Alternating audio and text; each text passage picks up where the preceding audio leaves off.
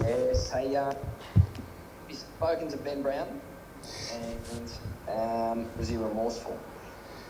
Yeah, look, I have spoken to Brownie, and if anyone knows Brownie, you know the quality of the person he is, and he's probably one of the more kindest, gentle souls going around in footy, and he's incredibly remorseful. It was a pure accident. He knows he got it wrong, and he cops his right whack, and he'll move forward. But yeah, he's very remorseful. He certainly didn't mean it. It certainly wasn't a deliberate act, and as I said, he's just a quality person and understands he's done wrong. Sorry, you go ahead. I was just going to say, what impact do you think it has on his ability to get back in the team? Obviously, with Wiedemann showing some pretty decent form when he takes his chance. Yeah, look, it's competitive for spots, and Brownie knows that. He knows that it's a very competitive forward line to play in. He's got certainly a big bank of evidence of the way that he's played to really high levels. So we'll cross that bridge when we come to it. But obviously, missing another week of footy is not ideal. We would love him to be back playing AFL footy, and obviously that's not the case this week. So we'll sit down and assess that next week. But Brownie's certainly going to miss, and we'll certainly miss Brownie.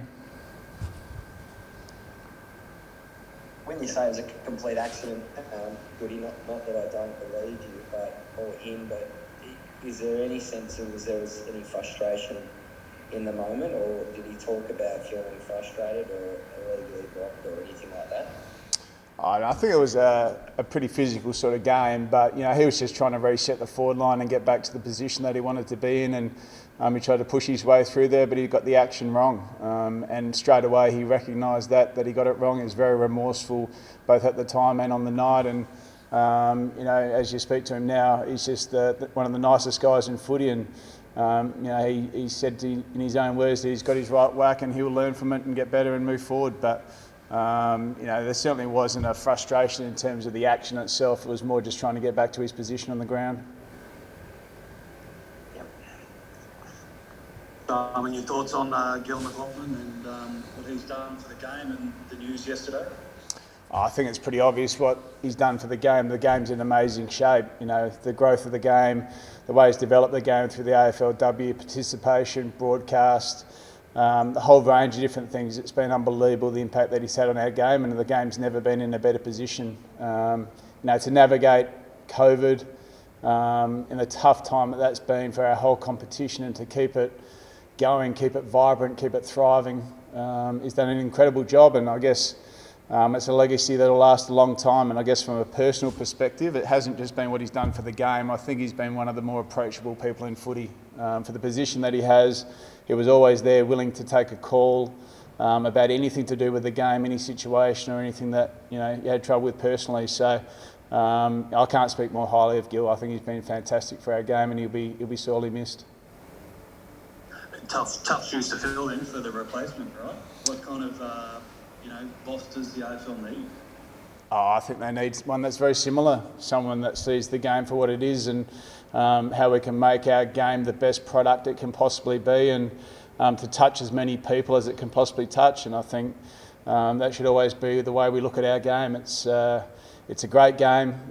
It should be loved by a lot of people, and it should be played the right way. And I think that person that can help deliver that is someone that we should be looking for. Obviously played in a Twilight Grand Final last year. There's been a bit of talk about it moving if it is at the MCG this year. If you made it back this year and at the G, what time would you like it to start? I'm not fussed what time that game would start. It's just a privilege to play in a game like that. But I thought the spectacle last year was fantastic. I didn't see the halftime entertainment. I still haven't, so I can't comment on all those sorts of things that go around it. But it was a great atmosphere, and whether the game's at its traditional time or a twilight game, whatever's best for the game, whatever gets the most broadcast views is good for the supporters, is good for the clubs. I think we're all in that basket. Goody, there seems to be a bit of a across the board feeling that coaches and football departments, are a bit understaffed, overworked, underfunded, and your coaching department's obviously humming beautifully. But how do you feel that all sits at the moment with the the football department soft caps and the workload for you guys and the pressures, etc., the enjoyment of your job? broadly? Yeah, I think it's been a topic now for a good 12 months around what's important to the game, and I think there's a general sense that there's no doubt that the soft cap's putting strain on the people that are in our industry, and there are a lot of pressures that come and sit within our industry, and we need to find the right balance to make sure the product of the game, which is the most important thing, stays really vibrant, and that's the players and how the game sits. So I think we've still got some work to do in that space. If we can continue to look at how we best service the game to produce the best product, I think that's what we need to continue to do. And at the moment, it feels like our resources are stretched. We've got to make sure that we've got the resources within our footy departments to be able to develop the game and develop our players accordingly. And I think at the moment we are stretched, and I'm not speaking just for myself and for our coaching group and our staff, but I'm speaking for the whole competition in that space. That's a general sense and one that we need to look at. Just lastly on that then, do you feel like you're meeting your players and your club's needs? Like, is that a critical point where you are unable to meet all that sort of healthily? Or, does this need to be a priority because you can't service your players how you need to? Again, sort of broadly. I think every club's making decisions on where to best spend their resources, and there's no doubt there's impacts in various areas at various stages for the game. So that'll continue to be the case, but also what we are seeing is staff are tired. They are getting worn out, and what we need to do is have people that are working in our industry that love the game. They come in, they're passionate, they're energetic, and that flows through to the players and ultimately the product. So yeah, I think there's two things that sit within this. It's an efficiency thing, and you've got to put your resources where you're going to get your biggest bang for buck, but also you've got to make sure that the people that are working in this environment love what they do, and we've got to make sure that happens within our industry. Is that a factor in your contract extension, Simon, assuming that the club is going to re-sign you, mate? You'd be pretty stiff if you did miss out on that front, but is that a factor in your decision at the moment? Are you waiting for anything in particular? Because otherwise it would seem as if you're happy with the club's happy with you. Is there a sticking point there?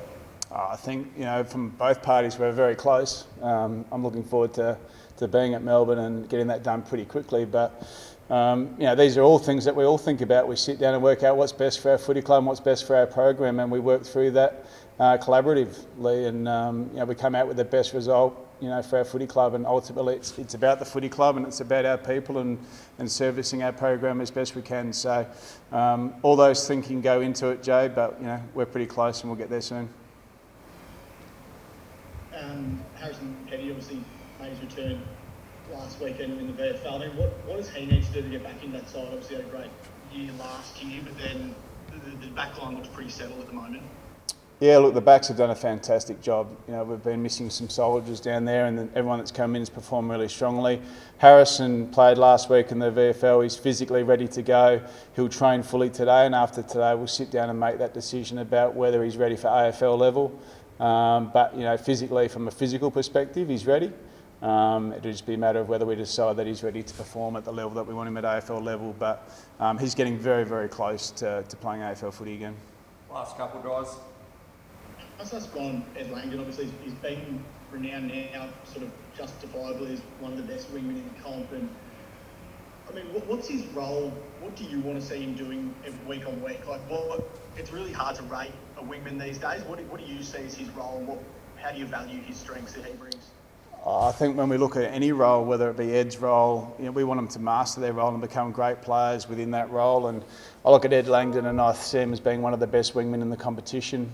His work rate, his ability to just execute role and balance around contest areas and structurally is very sound. And some days he'll have possession based on the type of game it is. Other days he won't. He'll just execute role to help us in our transition game. So he's a fantastic asset, and I think he's one of the best wingmen in the game.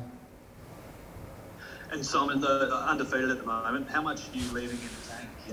Everyone says you barely got out of first, second gear on the weekend, and you're the hunted, and you don't want to give away too many secrets early in the year. Are you keeping a few tricks up your sleeve?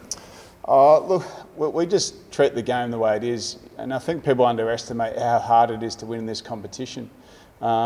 And we're doing a lot right. Are there areas that we can grow in? Of course there are. Are there areas we can continue to get better at as the year goes on? They will, but the foundations of our game are in check, and it is a very tough competition to win in. So we're certainly not going in first or second gear. We're going as hard as we can with growth opportunities that sit within it. But the competition's hard. The teams we've played have been challenging. We see it every week with the results that are happening right across the competition. So we're not for 1 minute looking at ourselves and saying, we're only going half pace. We're going full flat out, but we're executing what we need to get the results we need.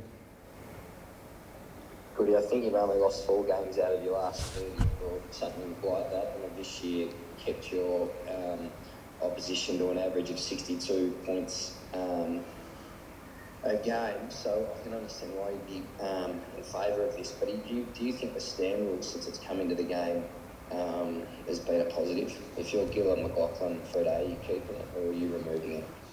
I think what we're seeing is with the stand rule, we've seen in the last couple of years that the transition from one end of the ground to the other has improved. Whether that's the stand rule or whether it's just teams looking at how they move the ball in a different way. But we are seeing the game in good shape. We're seeing a lot of contest up each end of the ground and not as much scrimmage through the middle of the ground. So I think the game's in good shape. I like the rules where they sit, and I think we all sit here at the moment, saying that the game's in great shape and a great spectacle, and the supporters are loving what they see. So I think we should continue on with things.